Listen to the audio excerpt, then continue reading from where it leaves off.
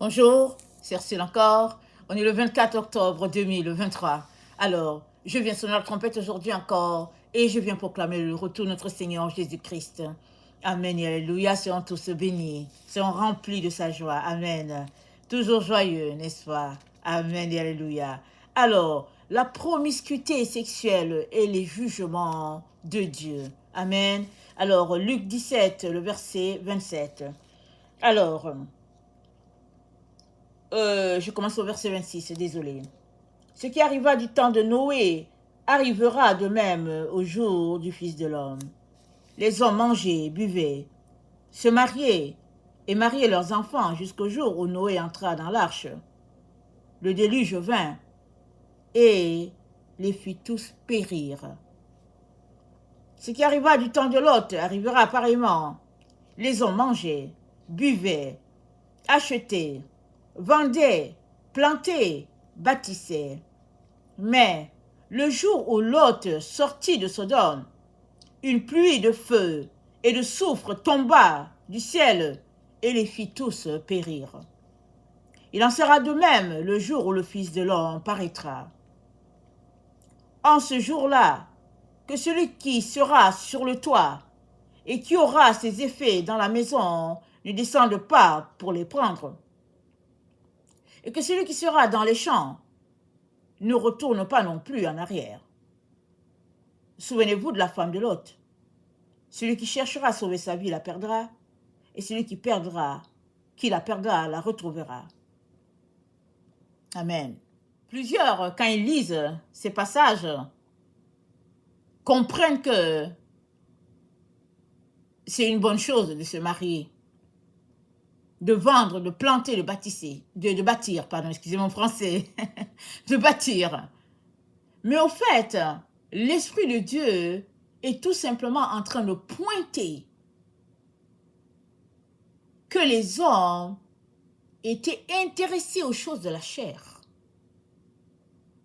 alors que Noé était en train de bâtir l'arche. Et quant à Lot, nous savons tous que c'est son oncle Abraham qui l'a sauvé. Lot était au milieu d'eux. Et il ne savait pas que le jugement avait été arrêté contre Sodome. C'est son oncle qui a intercédé et Dieu a fait grâce à Lot. Dans Genèse 18, au verset 20, c'est dit, « Et l'Éternel dit, le cri contre Sodome et Gomorrhe s'est accru, et leur péché est énorme. C'est pourquoi je vais descendre, je verrai s'ils ont agi entièrement selon le bruit venu jusqu'à moi. Et si cela n'est pas, je le saurai. » Les hommes s'éloignèrent et allèrent vers Sodome, mais Abraham se tint encore en présence de l'Éternel. Abraham s'approcha et dit, « Feras-tu aussi périr le juste avec le méchant? Peut-être y a-t-il 50 justes au milieu de la ville. Les feras-tu périr aussi? Et ne pardonneras-tu pas à la ville à cause des 50 justes qui sont au milieu d'elle? Faire mourir le juste avec le méchant, en sorte qu'il en soit du juste comme du méchant. Loin de toi cette manière d'agir, loin de toi. Celui qui juge toute la terre, n'exercera-t-il pas la justice? » Voilà comment Abraham priait. Et l'Éternel dit, « Si je trouve dans Sodome 50 justes, au milieu de la ville, je pardonnerai à toute la ville à cause d'eux. » Abraham reprit et dit, « Voici, j'ai osé parler au Seigneur, moi qui ne suis que poudre et cendre. Peut-être des 50 justes en manquera-t-il 5? Pour 5, détruiras-tu toute la ville? » Et l'Éternel dit, « Je ne la détruirai point.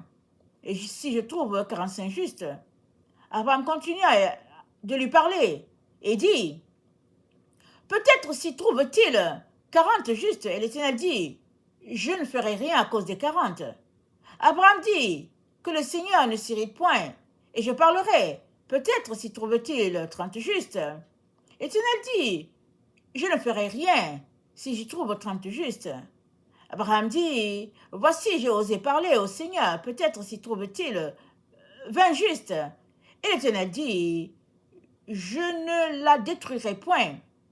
À cause des vins, Abraham dit que le Seigneur ne s'irrite point. Et je ne parlerai plus que cette fois. Peut-être s'y trouve-t-il dit juste. Et l'Éternel dit, je ne la détruirai point. À cause de ces dits justes, l'Éternel s'en alla lorsqu'il eut achevé de parler à Abraham, et Abraham retourna dans sa demeure. Donc s'il y avait 10 justes, l'Éternel ne détruirait pas la ville. Et nous savons ce qui est arrivé. Je vous laisse aller lire. Quand les anges sont venus, Lot les a reçus, les a accueillis, les a reçus. Et quand la nuit est tombée, les gens de Sodome sont venus encercler la maison de Lot. Ils se disaient qu'ils avaient trouvé des personnes pour leur plaisir. Et Lot a dit quoi? Il a dit, s'il vous plaît, ne faites pas ça. Et sa bouche a déclaré ce qu'il pensait. Il a dit, j'ai 2 filles, je vous les donnerai. Elles ne connaissent pas d'homme, je vous les donnerai, vous ferez ce que vous voulez. Mais ces hommes endiablés n'étaient pas intéressés. Ils voulaient tout simplement souiller les étrangers qui étaient là. Ils étaient tellement corrompus qu'ils n'ont pas réalisé que c'était des anges. Ils étaient tellement souillés dans leur pensée, dans leur esprit, qu'ils n'ont pas vu qu'ils portaient juste des vêtements d'hommes, mais qu'en réalité, c'était les anges de Dieu. Mais pourquoi voulait-il connaître ces hommes qui venaient d'arriver? C'est parce que c'était des gens qui venaient d'ailleurs. Ils n'avaient pas les esprits familiers de Sodome et ils révélaient la lumière de Dieu qui était en eux. Ils étaient d'une autre énergie, chargés à bloc de la gloire de Dieu. Et les gens de Sodome voulaient les souiller. Ils voulaient tirer toute leur énergie et puis les laisser pour rien. Ils voulaient les vider de la force de Dieu qui avait en eux. Mais ils ne réalisaient pas que c'était les anges de Dieu qui étaient là. Parce que c'est ça que la promiscuité sexuelle fait. Au fait, c'est un échange qui se passe là. Alors que l'autre te donne sa souillure, il prend toute ta lumière et ton énergie et ta force quand tu es un enfant de Dieu. C'est ça que les habitants de Sodome voulaient faire. S'ils avaient seulement su que c'était Dieu qui était là, ils n'auraient jamais pensé à ça. Mais tellement corrompus dans leurs pensées, comment pouvaient-ils imaginer que Dieu viendrait jusqu'à Sodome? Et ainsi va la vie de quiconque marche dans la débauche, dans les ténèbres, ne réalisant pas que Dieu voit tout et Dieu sait tout et que Dieu décide tout simplement d'exercer le jugement. Et ce jour-là, c'était le jour où Dieu avait décidé qu'il jugerait Sodome, qu'il jugerait Gomorrhe. Mais même Lot qui était appelé juste au milieu d'eux ne le savait pas. Comment a-t-il fait pour ne pas savoir? C'est que les ténèbres étaient tellement intenses dans la ville que Lot lui-même était atteint de somnolence. Il était tout simplement ignorant, parce que l'ignorance, c'est une somnolence. Si tu es dans la ville, Dieu t'a placé dans une ville et que tu ne sais pas ce qui se passe là spirituellement, il y a un problème. Parce que tu es appelé à veiller, à garder la ville. Tout enfant de Dieu est appelé à garder la ville, à garder son quartier, à garder sa municipalité. Ça, c'est ton rôle premier. Que fais-tu? Comment ne sais-tu pas ce qui se passe spirituellement dans la ville où tu es? La Bible nous dit, sentinelle, qu'en est-il de la nuit? À tous les matins, l'enfant de Dieu doit pouvoir rendre compte à Dieu de ce qui s'est passé dans la nuit. Pourquoi? Parce que son rôle, c'est de garder la ville. Dans les pleurs, dans les prières, dans l'intercession, c'est ton rôle à toi. Mais l'autre avait perdu cette alliance avec l'Éternel dans les prières. Pourquoi? Parce que s'il a quitté son oncle, c'était à cause des biens matériels. Rappelons-nous, il a choisi La verdure, il a laissé le désert à son oncle. Et il est parti avec son bétail, se disant, hein, la gloire. Mais arrivé là-bas, il vivait au milieu d'un peuple perverti. Les deux filles, ce n'étaient pas juste ses seules filles, enfants, ce n'étaient pas les seuls enfants. Mais les autres étaient tout simplement dans leur maison aussi. Mais les deux qui étaient là, ils étaient encore dans la maison de leur père. Et l'intercession d'Abraham les a sauvés. Mais hélas, le cœur de la mère est resté en arrière. Elle voulait soit voir comment Dieu détruisait la ville, ce qui serait une curiosité, soit elle était en train de penser à ces biens qu'elle avait laissés. En tout cas, on ne sait pas ce qui s'est passé. Toujours est-il que, en regardant en arrière, elle est restée. Elle est devenue du sel. Témoignage de la gloire de Dieu. Parce qu'un enfant de Dieu doit toujours obéir. Que cela fasse ton affaire ou pas, quand Dieu te dit ne fais pas, ne fais pas. Continue ton chemin. Voilà donc l'autre avec ses deux filles. Mais ils ont vécu au milieu de la promiscuité sexuelle. La perversion, ils ont vécu là-dedans. Et le père qui a appelé à protéger ses enfants a osé ouvrir la bouche pour dire aux rebelles, je veux vous livrer mes filles. Et qu'est-ce qui lui est arrivé? Ce sont les filles après qui ont abusé de lui. Voilà où conduit la promiscuité sexuelle. Voilà où conduit le désengagement d'un parent. Il est fait pour protéger. Mais quand il n'assume pas son rôle, voilà ce qui arrive. Le jugement tombe. Comment se fait-il que ils n'ont pas pensé à toi marcher encore? Qu'est-ce qui leur est arrivé? Ils avaient déjà été sauvés. Ils étaient réfugiés auprès de la montagne. Mais qu'est-ce qui les empêchait de continuer le marché? Peut-être trouveraient-ils une zone? C'était quoi leur problème? Mais la racine du mal vient d'être sémée dans l'esprit de ces filles-là. Peut-être étaient-elles déçues d'un tel père dont notre père est prêt à nous livrer, dont notre père était prêt à nous tuer. Ok, on va lui assumer on va lui assommer une correction parce qu'il n'a pas pensé nous protéger. Et voilà toute une descendance souillée par la perversion sexuelle. Ce qui arriva au temps de Noé, pareil. Noé était beaucoup plus... C'est un temps plus ancien que le temps de Lot.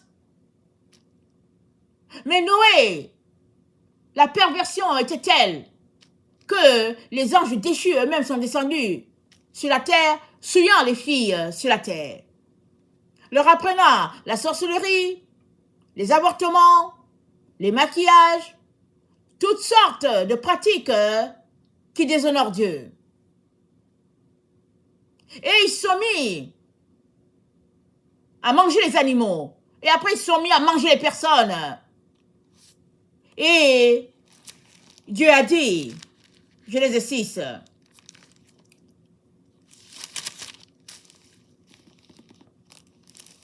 le verset 6, l'Éternel se repentit d'avoir fait l'homme sur la terre. Il fut affligé en son cœur et l'Éternel dit, j'exterminerai de la face de la terre l'homme que j'ai créé, depuis l'homme jusqu'au bétail, aux reptiles et aux oiseaux du ciel, car je me répands de les avoir faits. Mais Noé trouva grâce aux yeux de l'Éternel.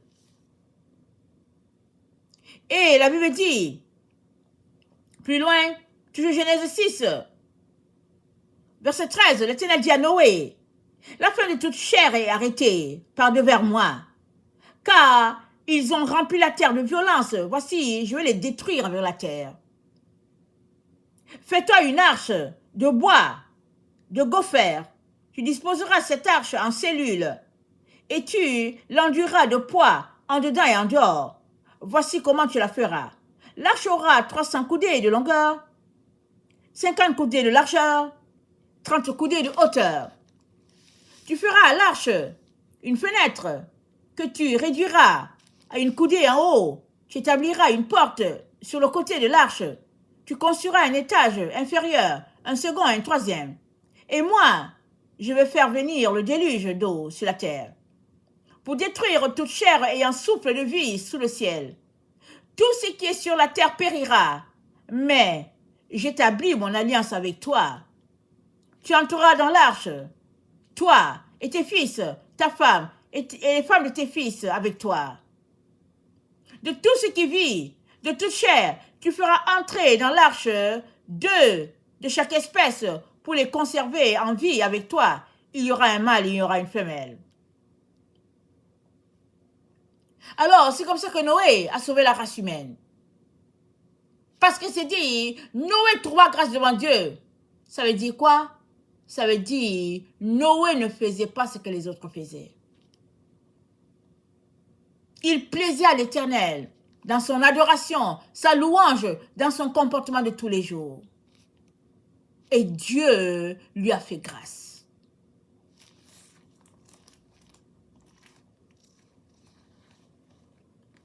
Et Dieu dit au verset 30 de Luc 17, il dit, il en sera de même le jour où le Fils de l'homme paraîtra. En ce jour-là, celui qui sera sur le toit, qui aura les effets dans la maison, que celui-là ne descende pas pour les prendre, et que celui qui sera dans les champs ne retourne pas non plus en arrière. Souvenez-vous de la femme de Lot.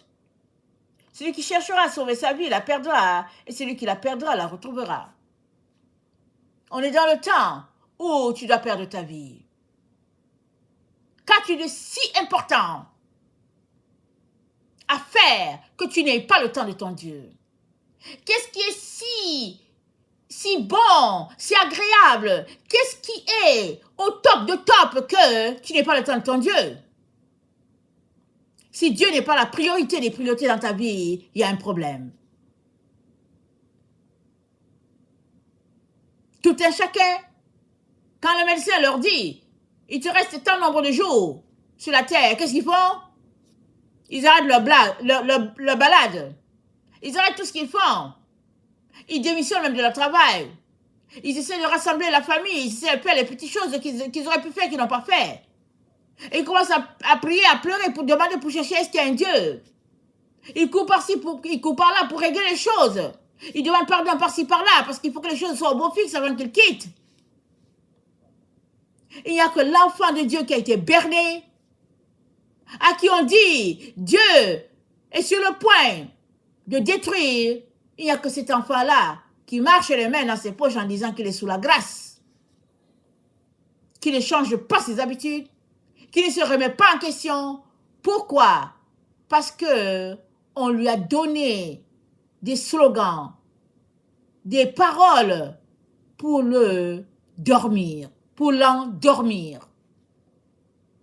On lui a garanti un salut qu'il croit avoir, mais qu'il n'a pas. Et on le maintient dans une somnolence. Et il marche là. On lui dit qu'il a Jésus, mais il n'a pas le vrai. Il a un Jésus fictif. On lui dit qu'il est sauvé. Mais au fait, il passe son temps à pécher comme il veut. On lui dit, c'est pas grave, tu es sauvé. Il n'y a pas plus aveugle que l'aveugle qui ne veut pas voir. Et voilà la situation des enfants de Dieu. Voilà les temps dans lesquels nous sommes. Et nous sommes dans un temps pire que celui des juges.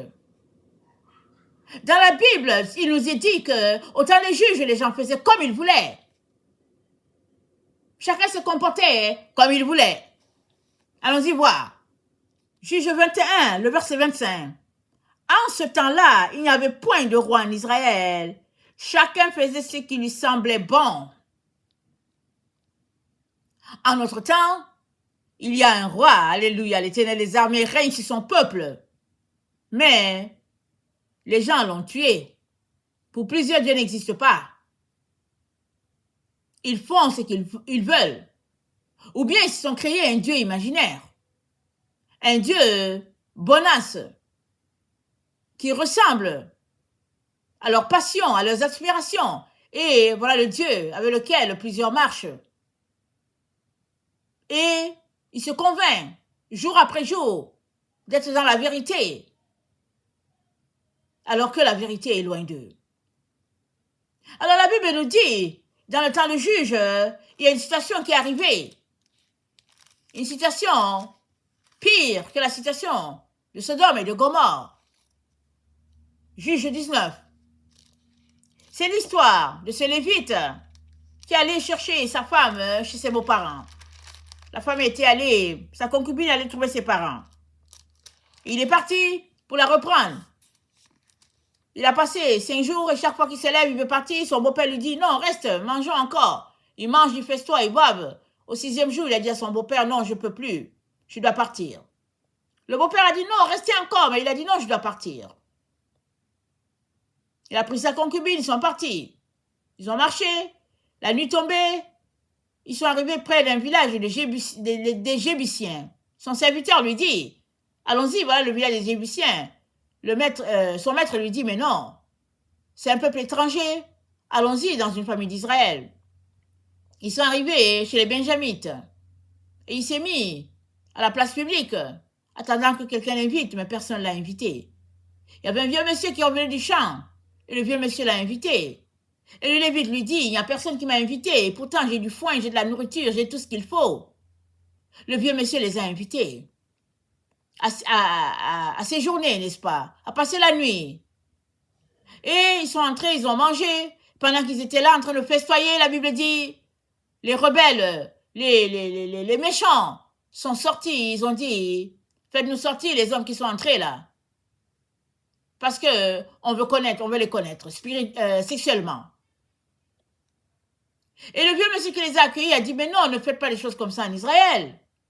Ne commettez pas une telle abomination. Ils ont dit, mais non, nous on veut le monsieur. Comme vous pouvez comprendre, c'est un lévite. Ça veut dire quoi? Ça veut dire que c'est quelqu'un qui avait une relation avec Dieu. Et on voit un peu comment il buvait, il se saoulait, mais il y avait une lumière qui venait d'entrer dans leurs alentours. Parce que il y a un autre esprit qui venait d'entrer dans la maison. Je veux dire, dans la cour de Benjamite. Et finalement, qu'est-ce que le monsieur a dit? Il dit, attendez, je sais pas s'il a dit qu'il a une fille ou quoi. Ils ont dit, non, nous, c'est pas ça. Nous, c'est le monsieur là qui vient d'entrer.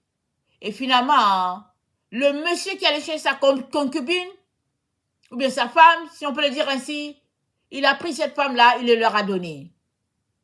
Ben, bonne façon de protéger sa femme, n'est-ce pas? Il n'a pas osé se tenir lui-même pour dire, me voici. Non. Il a dit, il a donné la femme. Ils ont abusé de la femme. Et le matin, quand il s'est levé pour partir, la femme ne pouvait pas parler. Il est retourné chez lui, il l'a mis sur l'âne, il est parti. On comprend qu'elle était morte, elle était décédée. Il a découpé en 12 morceaux et il a envoyé chaque morceau à chaque tribu. Quand chaque tribu de Benjamin, d'Israël a reçu le morceau, un corps humain, abomination. Tout le monde a dit, jamais rien de pareil ne s'est passé en Israël. Jamais on a entendu quelque chose comme ça. Et ils se sont rassemblés.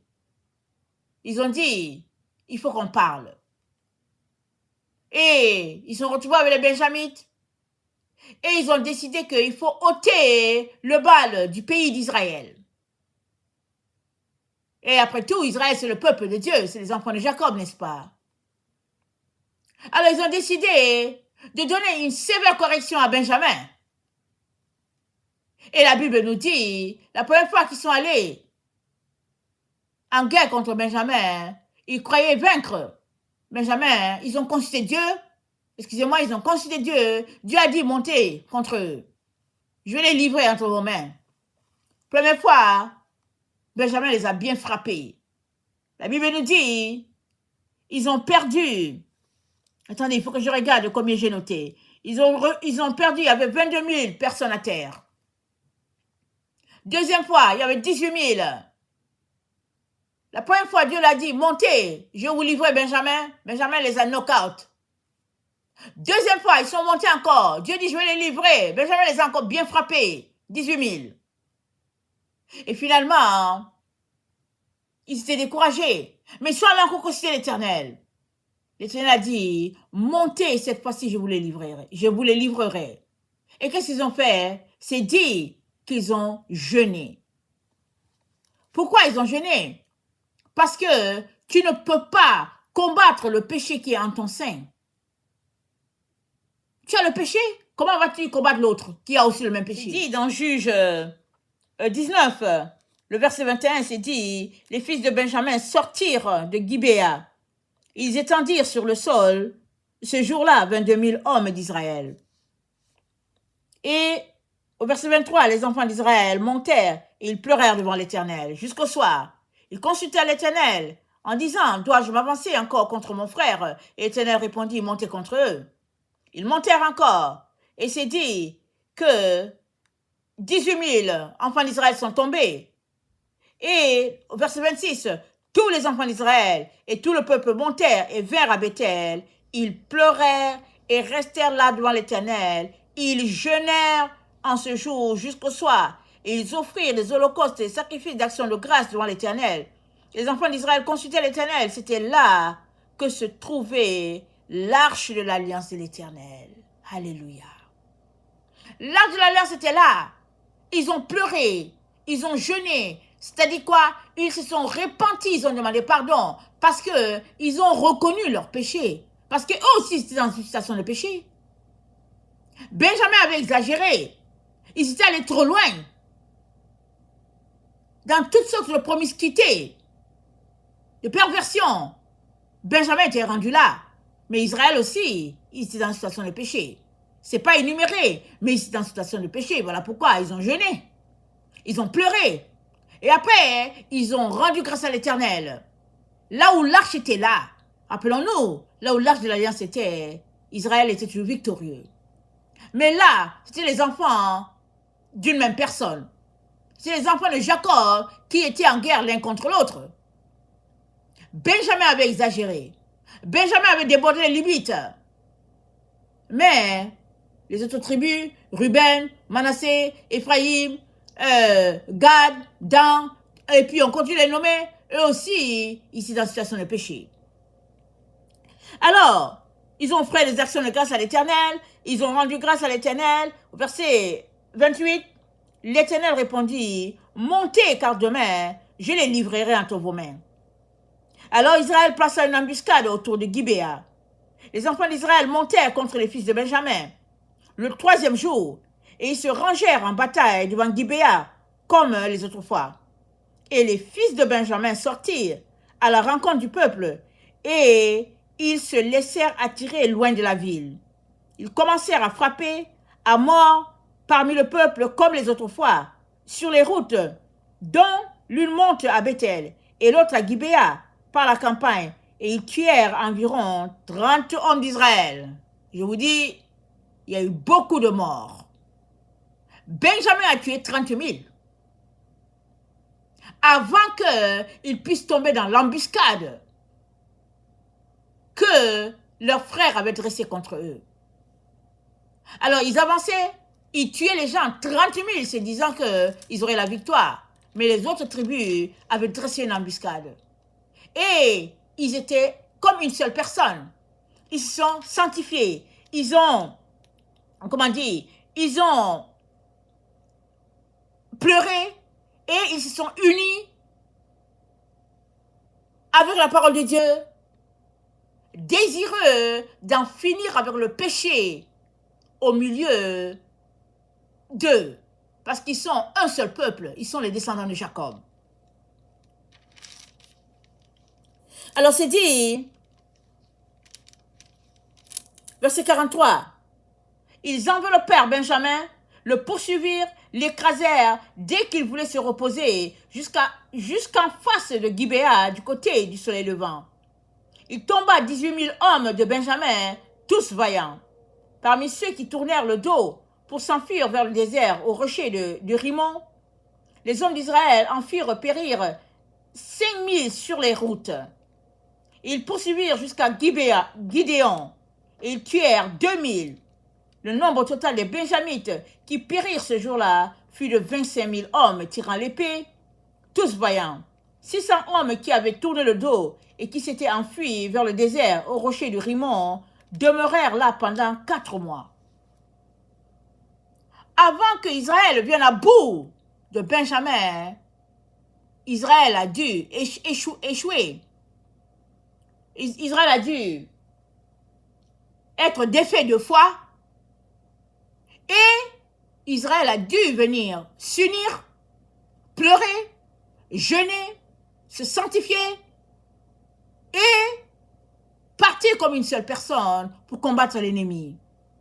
Afin d'ôter le mal, non du milieu des 11 tribus, mais au milieu des 12. Parce que Benjamin était combattu, parce que Benjamin ne pouvait pas rester dans le mal. Il ne pouvait pas rester avec ce péché-là en son sein. Et voilà là où la promiscuité sexuelle a conduit. La destruction d'un peuple, des milliers de personnes sont tombées, des 2 bords. Et voilà où le péché sexuel conduit. Il conduit à la destruction. Parce que c'est une aversion. C'est une abomination devant l'Éternel. Tous les péchés sont péchés. Mais la perversion sexuelle, elle ruine, elle mine, elle détruit complètement les individus. Et on a un autre exemple dans la Bible. Quand Israël était dans le désert et que Balaam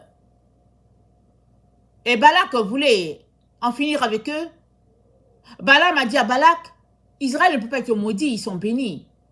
Mais par contre, tu peux mettre des pierres d'achoppement sur leur chemin. Et Balaam a appris, a montré au roi Balak comment faire tomber Israël. Des viandes sacrifiées aux idoles, la promiscuité sexuelle. Et dans Nombre 25, au verset 1, on nous raconte Israël demeurait à Sittim et le peuple commença à se livrer à la débauche avec les filles de Moab. Elles invitèrent le peuple au sacrifice de leur Dieu et le peuple mangea et se prosterna devant leur Dieu. Israël s'attacha à Baal-Péor et la colère de l'Éternel s'enflamma contre Israël. L'Éternel dit à Moïse, assemble tous les chefs du peuple et fais prendre les coupables devant l'Éternel, en face du soleil, afin que la colère ardente de l'Éternel se détourne d'Israël. Moïse dit aux juges d'Israël que chacun de vous tue ceux de ces gens qui se sont attachés à Baal-Péor.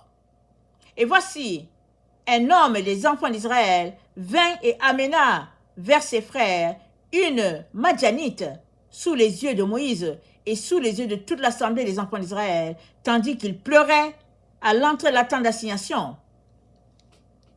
Le peuple pleurait parce que Dieu avait donné l'ordre de tuer. Le peuple était dans la lamentation. Mais voici, il y a une personne, lui, il était dans l'ambiance, lui. Il est venu avec une étrangère et il l'a fait entrer dans sa tente. Quel mépris! Quelle confrontation! Moïse était là.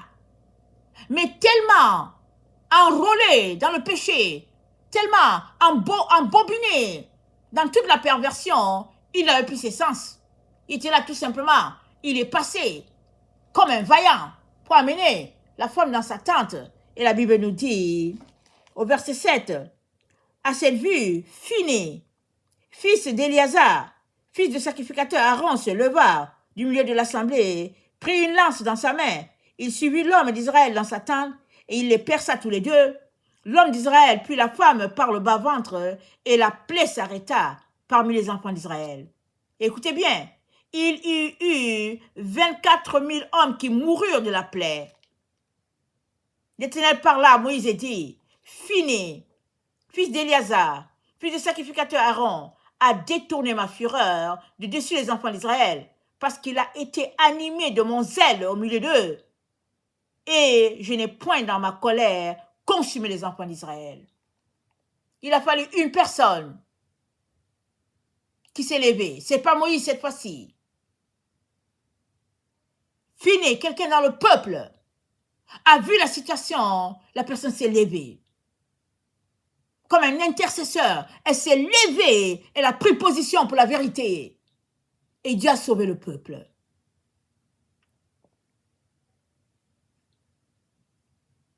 Et dans Matthieu 12, le verset 41,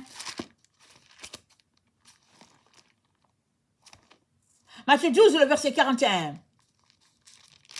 il s'est dit, les hommes de Ninive se lèveront au jour du jugement avec cette génération et la condamneront, parce qu'ils se sont repentis à la prédication de Jonas. Et voici, il y a plus que Jonas ici. La reine du Midi se lèvera au jour du jugement avec cette génération et la condamnera, parce qu'elle vint des extrémités de la terre pour entendre la sagesse de Salomon. Et voici, il y a ici plus que Salomon. Il y a des gens qui sont repentis. Des générations d'avant, ils ont vu la main de l'Éternel, ils se sont repentis. La reine du Midi est venue, non pas pour voir la perversion, mais elle est venue pour entendre la sagesse, tellement elle a vu que la main de Dieu était là. Les gens de Ninive, une nation païenne, s'est convertie à la prédication de Jonas. Mais ici, dans notre temps, nous avons Jésus-Christ, amen. Il est mort sur la croix. La Bible dit, il a livré un spectacle, autorité, domination, il les a condamnés, il les a livrés à la croix. De telle sorte qu'il n'y a pas un péché qui est resté pour lequel Jésus-Christ n'est pas mort. C'est dans Colossiens. Il a tout payé. Et il a appelé à ses enfants à marcher dans la sainteté, dans la pureté, dans la vérité. Même si il y a eu égarement dans l'esprit des enseignements, la vérité demeure, elle est là, elle est entre les lignes. Dieu ne nous a pas appelés à une vie de promiscuité sexuelle. Parce que s'il y a un péché que Dieu réprouve, c'est bien ce péché-là. Dieu est contre tous les péchés, mais la promiscuité sexuelle, elle conduit très loin, elle a des conséquences très très graves. Rappelons-nous ce qui s'est passé avec le roi David. Et comment il a perdu son trône jusqu'à ce que Dieu le ramène. Et comment toute sa famille a failli être décimée à cause de tout ce qui se passait. Voilà où la promiscuité sexuelle peut conduire. Et la génération que nous sommes, c'est la génération la plus pervertie qu'il y a eu sur la terre. L'enfant de Dieu n'est plus capable de distinguer sa gauche de sa droite. Tellement c'est le monde qui montre à l'enfant de Dieu comment vivre. Le monde a ses films, a sa façon de faire. L'enfant de Dieu aussi s'unit à eux. Il s'en va aussi les imiter. Il n'est pas capable de distinguer le bien du mal. Il n'est pas capable de se retenir pour dire je ne peux pas faire ça, je ne peux pas faire ça. Je suis enfant de Dieu. Mais pour justifier sa perversion, on lui a appris à dire qu'il est sous la grâce. Et étant sous la grâce, il peut faire ce qu'il veut. Parce que Jésus-Christ est mort. Et Jésus-Christ est mort pour lui. Et Jésus-Christ l'a racheté. Si ce n'est pas de l'ignorance, comment penser que celui-là qui t'a racheté n'a point péché? Mais que toi, tu aies le droit de pécher. Comment penser? Comment juste entretenir un tel esprit? C'est à ne rien comprendre, mais c'est dans ça que les enfants de Dieu sont. Dans les temps anciens, c'était peut-être des adultes qui étaient dans ces histoires de perversion. Mais aujourd'hui, la perversion, elle est partout. Elle atteint même les enfants à bas âge. Et la perversion, elle commence par les paroles, de l'habillement, la façon de se comporter. Tout est mélangé. Tout est perverti, tout. Mais qui est celui-là qui se lèvera comme fini, qui mettra de l'ordre dans sa propre maison, qui demandera aux filles de s'habiller comme les filles, aux garçons de s'habiller comme les garçons, qui réglera les problèmes qu'il faut régler dans sa maison, afin que Dieu ait grâce, que Dieu fasse grâce, et que sa main passe sur sa maison, afin que cette maison-là ne périsse pas. Qui? Parce qu'on est dans le temps du jugement de Dieu. Le jugement de Dieu doit s'exercer sur la terre. Sinon, toute la terre ne sera que péremption, destruction, parce que tout est perverti. Et la Bible nous dit, la création soupire. Romains 8, 19. La création soupire. Elle attend la révélation des fils de Dieu.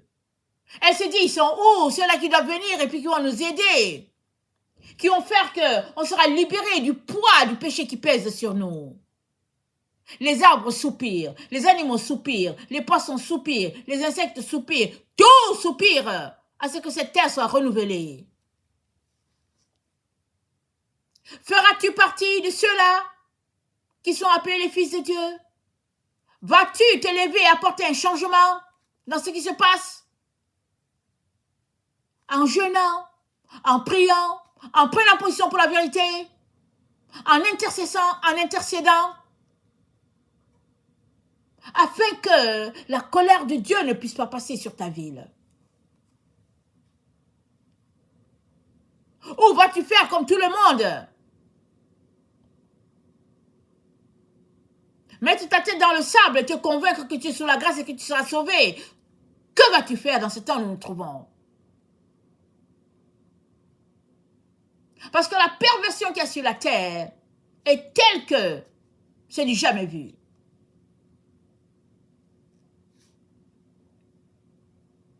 J'écoutais un CD ou bien une cassette il y a quelque temps, il y a quelques années, sur le comportement, une vie en famille ou quelque chose de ce genre, je ne me rappelle plus exactement le titre. Il y avait une secrétaire qui donnait un témoignage. Elle disait que dans la ville où elle se trouvait, chaque année, il y avait une convention d'une église à une époque donnée, soit le mois de juillet ou bien le mois d'août. Chaque année, ils se retrouvaient dans cet hôtel-là. Elle disait que c'est l'année où il se faisait le plus de chiffres d'affaires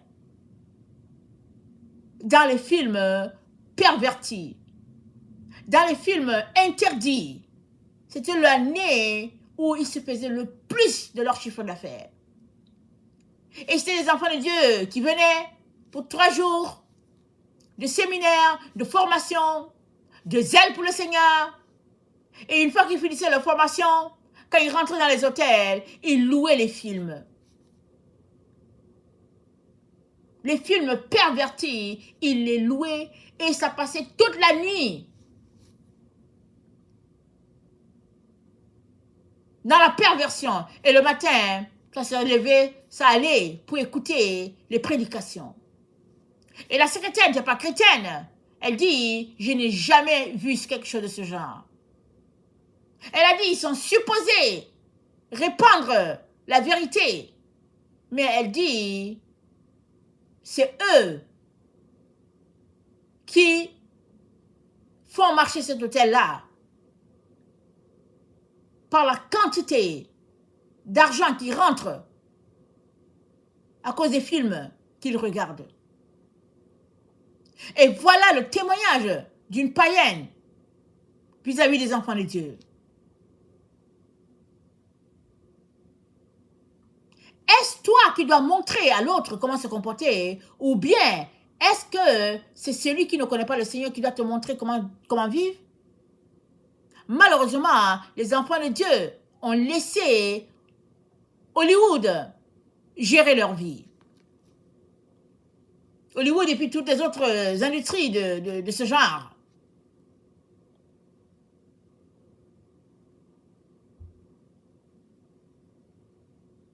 À certains moments, ils sont les enfants de Dieu. À d'autres moments, ils sont les enfants du diable. Et ils naviguent dans les deux voies. Et Dieu dit, plus de ça dans sa maison. À moins que tu te répandes, tu périras si c'est ça que tu pratiques. À moins que tu pleures devant Dieu pour tout ce que tu regardes, pour tout ce que tu consommes, pour tout ce que tes pensées apprécient. À moins que tu te répandes, tu périras. Parce que Dieu n'acceptera plus ce comportement dans sa maison. On est dans le temps où Dieu est en train de purifier, tout laver, tout nettoyer. Parce que il est en train d'amener le repos éternel dans la vie de ses enfants. Tu ne peux pas entrer dans le repos de Dieu avec un tel comportement. La Bible dit, Israël s'est rébellé contre Dieu dans le désert. Et c'était quoi la rébellion? C'était pas le péché sexuel, hein? C'était parce qu'ils sont opposés à Dieu, à Moïse et tout ça, ils murmuraient. Et Dieu a dit, une telle race, allez, ils n'entrent pas dans mon repos. Mais imaginez la génération qui est la nôtre. Arrêtez-vous et regardez tout simplement tout ce qui se passe en ligne, les tabloïds, toutes ces choses-là, toute perversion, c'est terrible ce qui est répandu. Si Dieu a jugé Sodome et Gomorrhe, il a jugé du temps de Noé, il jugera encore en notre temps. Voilà pourquoi c'est dit, il en sera comme du temps de Noé, comme du temps de Lot. Malheureusement, il y a plusieurs qui comprennent ça hein, comme si c'est une bonne chose. Parce qu'on dit, les gens se mariaient et buvaient. Il y a des gens qui comprennent que ça c'est une bonne chose, se marier et puis boire. Mais Dieu est en train de pointer son jugement. Longtemps, bien longtemps à l'avance. Il est en train de dire à ses enfants, tout comme j'ai jugé Sodome et Gomorrhe, et que l'autre est sorti in extremis, vraiment à la dernière minute, l'autre est sorti pour encore après se jeter dans la perversion, il dit, c'est la même manière que je jugerai votre génération. Tout comme j'ai jugé du temps de Noé, et que Noé a été sauvé, lui et sa famille, et que les autres ont péri, c'est la même chose que je jugerai la génération de la fin. C'est ça que Dieu est en train de dire. Mais es-tu en train de sortir de ces choses que Dieu n'aime pas? Es-tu déjà sorti? Parce que si tu continues de faire ce qui se passe dans cette génération-là et que tu ne condamnes pas ce qui se passe, alors toi aussi, tu seras de leur nombre, ceux-là qui périront. Dieu ne veut pas que tu périsses. Voilà pourquoi il te dit, répands-toi. Il dit, répands-toi. Parce que les gens de Ninive se lèveront et condamneront la génération de la fin. Ils se sont repentis jusqu'aux animaux.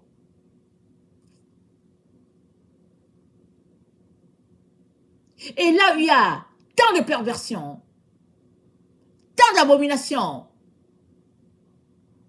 il n'y a que le jugement de Dieu doit s'exercer pour sauver ceux-là qui se sont repentis. Parce que la prière d'Abraham demeure. Abraham a dit à Dieu, si tu trouves 50, Dieu a dit, je ne détruirai pas. Il dit, si tu trouves 45, Dieu dit, je ne détruirai pas. Je trouve 30, jusqu'à, il est descendu à 10. Dieu dit, si je trouve 10, je ne détruirai pas. Dieu trouvera-t-il 10 dans ta ville? Vas-tu te lever, te tenir? Pour intercéder, prier, pleurer? Ou vas-tu continuer de dormir? Tapant 10 heures de nuit, 8 heures, en train de dormir en disant que tu es sous la grâce. La balle est de ton côté. Le jugement de Dieu est déclaré. Et tous ceux-là qui ne sont pas conformes à ce qu'il attend périront loin de lui. Et je le répète encore, Dieu ne le veut pas pour toi. Et la Bible dit aujourd'hui, si tu entends sa voix, n'endurcis pas ton cœur. Quand vas-tu jeter tous ces CD-là, tous ces DVD-là, de promiscuité-là, tous ces films, quand vas-tu les jeter, les vider de ta maison? Quand? Quand vas-tu te débarrasser de la télévision? L'évacuer, la faire sortir? Quand? Parce que le Saint d'Israël, c'est aussi un feu dévorant. Que le Seigneur bénisse sa parole. Maranatha, Jésus revient. Amen et alléluia.